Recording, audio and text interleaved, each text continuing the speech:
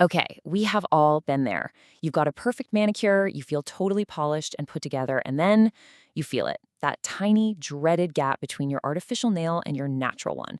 Well, today we are tackling this beauty emergency head on with a complete SOS guide to artificial nail lifting. You know, it's almost always something small, isn't it? You're just running your fingers through your hair and one nail catches. Or maybe you're typing and you hear that little click that just doesn't sound right. Suddenly, that tiny imperfection is all you can think about. A little flaw and an otherwise perfect look. And before you know it, that little snag is a full-blown, noticeable lift. Now it's catching on your clothes, it's threatening to rip, and honestly, it's just driving you crazy. So what's the move? Do you try to glue it? Do you just rip it off? No, don't worry. We are going to break down exactly what to do, what not to do, and how to keep it from happening again. To solve the problem for good, we first have to play detective. Seriously, understanding why your nail is lifting is absolutely key, because the cause is what determines the solution, and even more importantly, the prevention.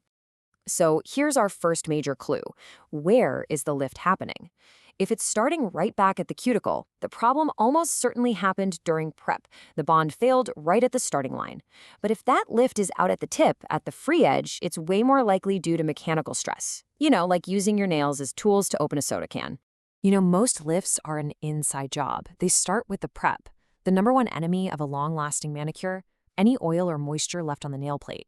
It literally acts like a force field against the adhesive. Number two is applying the product over the living skin of your cuticle. That is a guaranteed recipe for lifting. And finally, using products that are just too rigid. If they can't flex and move with your natural nail, that bond is just going to break under pressure.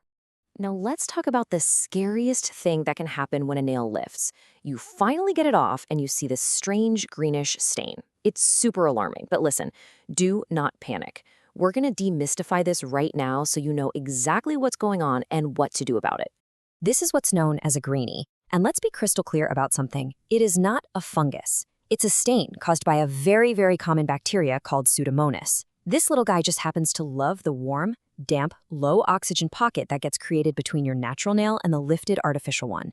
It's just an opportunistic bacteria, plain and simple. So if you find one, here's your simple 3-step action plan. First, you have to safely remove that nail. The moment you expose that bacteria to oxygen, it starts to die off. Second, you want to thoroughly clean the nail plate with a high-potency isopropyl alcohol. And third, and this is completely non-negotiable, do not put another nail product on top of it. You have to let that stain grow out completely. It's all about the health of your nail bed. Okay, so you've got a lift, no Greenie, but you can't get to your nail tech for a few days. Let's get into some pro-level first aid you can do right at home. Now remember, the goal here is just to prevent further damage, not to do a full-on manicure yourself. For a simple lift, we're going to use the double bonding method. This is a fantastic emergency fix. First, get some alcohol on a really thin brush or a Q-tip and just clean out that gap. Then apply just one tiny drop of professional nail glue right into that space. Use an orange wood stick or something similar to press it down firmly for a full minute.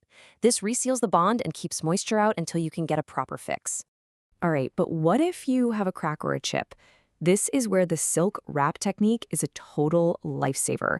You can actually use a tiny piece of a clean, unused tea bag for this. Just place it over the crack like a little patch, completely saturate it with nail glue, and once it's rock hard, you can gently buff the surface until it's smooth. It creates this strong structural bridge that holds the whole nail together. Fixing problems is great, but you know what's even better? Preventing them from ever happening in the first place. So let's talk about how to build a manicure that is resilient from day one. It's time to shift from being reactive to being proactive with our nail care. Here is your modern checklist for a truly ironclad bond.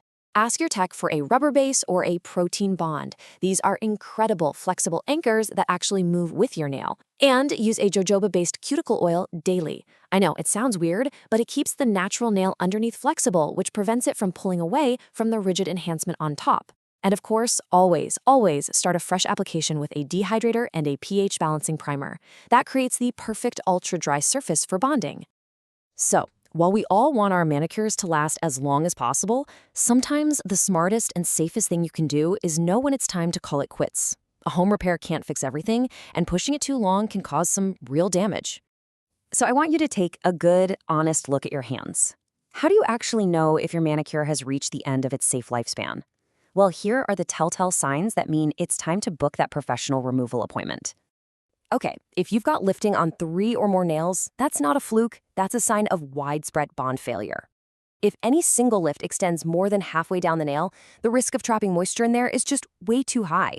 And if you see what's called pocket lifting, where it's lifting in the center of the nail, that means the structural integrity is just gone. And the ultimate red flag, if you can see that your natural nail is thinning, that's your nail plate telling you it's compromised and it needs a break to recover. The bottom line is this. These are enhancements. Your number one goal should always, always be to protect the health of your natural nail bed underneath. A flawed manicure is temporary, but nail bed damage can be really long-lasting.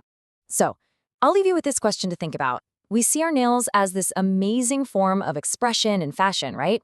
But as we've just seen, they're also a really clear indicator of underlying health and proper care.